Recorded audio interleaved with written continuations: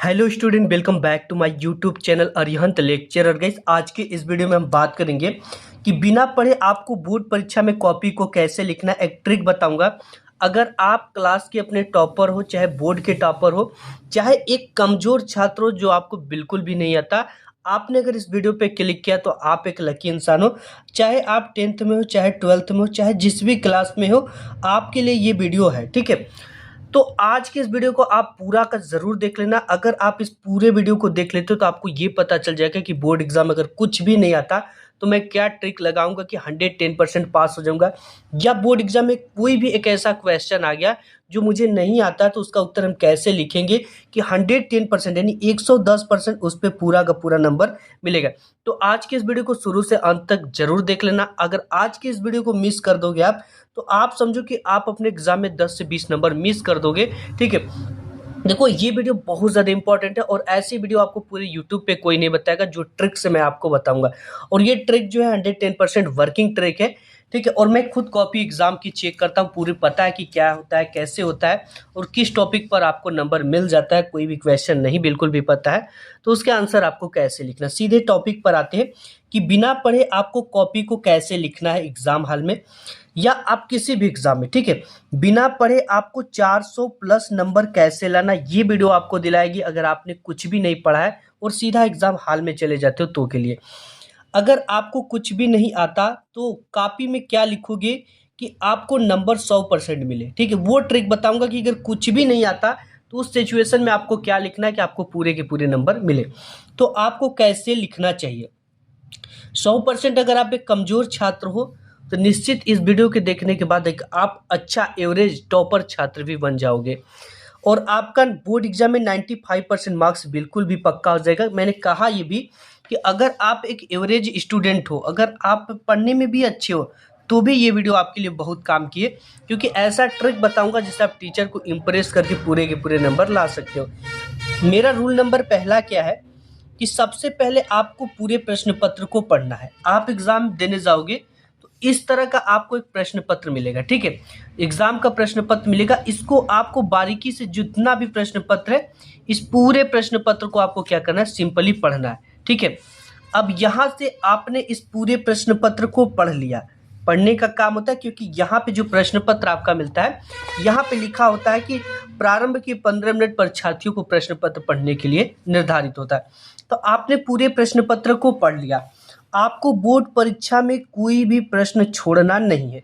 आप कहोगे कि सर जब मुझे आता ही नहीं है तो इसका हम आंसर कैसे लिखेंगे, उसी की ट्रिक आज के इस वीडियो में शेयर करने वाला हूँ। आप 10 मिनट 15 मिनट की कोई म्यूजिक देख लेते हो, गेम प्ले कर लेते हो, इधर उधर टाइम वेस्ट कर लेते हो, लेकिन आज अगर आपका 15 मिनट वेस्ट जाता है तो आपको एक ऐसी चीज़ सीखने को मिलेगी जिसका यूज करके आप अपने एग्जाम में एक अच्छे मार्क्स ला पाओगे। तो प्यारे बच्चों, ये वीडियो आपके लिए एक एक सेकंड इंपॉर्टेंट है। और देखो, आपको एक भी क्वेश्चन छोड़ना नहीं है प्रश्न पत्र में, चाहे वो आता हो चाहे ना आता। और उसके बाद आपके पूरे प्रश्न को हल करना है, जो आता है उसको भी और जो नहीं आता उसको भी हल करना। अब आप कहोगे सर जो आता था तो उसे हल कर लेंगे, लेकिन जो नहीं आता है उसे कैसे हल करना, तो इसी के लिए ये वीडियो मैंने बनाया आपके लिए। रूल नंबर 2 मेरा कहता है सबसे पहले आपको बोर्ड परीक्षा में काला और नीला पेन को लेकर जाना है। यानी आपको जो एग्जाम हॉल में जाओगे तो आपको 2 ब्लैक एंड 2 ब्लू पेन लेकर जाना है। ठीक है, और ये पेन आपका बॉल पॉइंट पेन होना चाहिए। आप जेल पेन का एग्जाम में यूज नहीं कर सकते हो, जेल पेन का यूज कदापि नहीं करना है। ये हो गया। अब देखो रूल नंबर 2 का जो पार्ट 2 है, आपके पूरे प्रश्न पत्र को हल करने के लिए एक निश्चित समय दिया जाता है, यानी एक निश्चित आपको टाइम दिया जाता है। जैसे ये प्रश्न पत्र है, इस प्रश्न पत्र में आपको जो समय है वो 3 घंटे 15 मिनट का दिया गया है। ठीक है, तो यहाँ पे 3 घंटे 15 मिनट भी हो सकता है, कुछ भी आपका समय हो सकता है। तो यहाँ पे एक निश्चित समय आपको मिलता है। ठीक है, अब पेपर में सबसे पहले आपको ऑब्जेक्टिव टाइप के क्वेश्चन देखने को मिलता है और उसके लिए एक निश्चित समय भी दिया जाता है। जैसे अगर आप 10th में हो तो आपको भी ऑब्जेक्टिव क्वेश्चन मिलेंगे, जैसे इधर यहाँ पे मिले हैं। ठीक है, इधर देख सकते हो आप, एक निश्चित समय देता है कि यहाँ पे OMR सीट पे आपको ये भरना होता है। और 10th में हो तो 20 नंबर का देता है और इसके लिए 1 घंटे का समय दिया जाता है। 1 घंटे का समय दिया जाता है। इस तरह का OMR होगा, ठीक है। इस पे क्या करना है, 12th में कॉपी पे लिखनी होती है, लेकिन 10th में OMR पे भरनी होती है। सबसे पहले खंड अ, जिसमें बहुविकल्पी प्रश्न देखने को मिलेगा। जैसे यहाँ पे पहला क्वेश्चन कि रस मीमांसा के लेखक कौन है, ठीक है। ये आता है तो भी आपको टिक करना है, नहीं आता तो भी टिक करना है, ठीक है। अब जब नहीं आता तो आपको लगभग शुरुआत में बी और सी को करेक्ट करना है, ठीक है। तो यहाँ पे आचार्य रामचंद्र शुक्ल है तो आपका पहले का पहला करेक्ट होता है। इसे आपको बाल पॉइंट पेन से इस सर्कल से बाहर नहीं जाना है। इस तरह से आपको क्या करना है, पूरे सर्कल को रंग देना है, ठीक है। अब इसके बाद में ये तो हो गया। इसके बाद मेरा जो पार्ट सेकेंड रूल आता है वो क्या होता है, देखो रूल नंबर है 3 कि जब आपके प्रश्न पत्र और कॉपी मिले तो उसी समय प्रश्न को सही जरूर पढ़े। देखो होता क्या है बच्चा कि जब भी कोई क्वेश्चन देता है एग्जाम में, ठीक है, तो जैसे मैं आपको एक एग्जांपल देता हूं। एक क्वेश्चन आ गया, गांधी जी के तीनों आंदोलनों का वर्णन कीजिए, और दूसरा क्वेश्चन आ गया आपका, राजा राम मोहन राय कौन थे, ठीक है। आपने क्वेश्चन सीरियल से करते हुए आ रहे और आपने गांधी जी द्वारा चलाए गए तीनों आंदोलनों को लिख दिया। फिर आपकी निगाहें इधर पड़ती है, ये अथवा में होता है। अथवा में होगा या तो होगा निम्नलिखित में से किसी 5 प्रश्नों को करना है। प्रश्न कितने रहेंगे इसमें, 6 प्रश्न रहेंगे, 7 प्रश्न रहेंगे। तो आप जब देखते हो कि यार मुझे 5वें में से राजा राम मोहन राय अच्छे से याद थे, बट हमने गांधी जी द्वारा चलाए गए तीनों आंदोलनों का डिटेल्स लिख दिया, ये मुझे अच्छी तरीके से नहीं याद था। तो इस चीज इसलिए मैं कह रहा हूं कि आपको प्रश्न पत्र, जब भी प्रश्न पत्र और कॉपी मिले तो उस समय प्रश्न को सही जरूर आपको पढ़ना है, ठीक है। कभी कभी बहुविकल्पी भी ऐसा दे देता है कि निम्नलिखित में विद्युत धारा का मात्रक नहीं है। सबसे पहला कुछ मात्रक दे देता है, उसी को आप करेक्ट मार के चले आते हो, जबकि उसमें नहीं की बात की गई होती है। इस चीज का ध्यान देना। इसलिए क्वेश्चन पेपर जो मिलता है उसको अच्छी तरीके से पढ़ना है।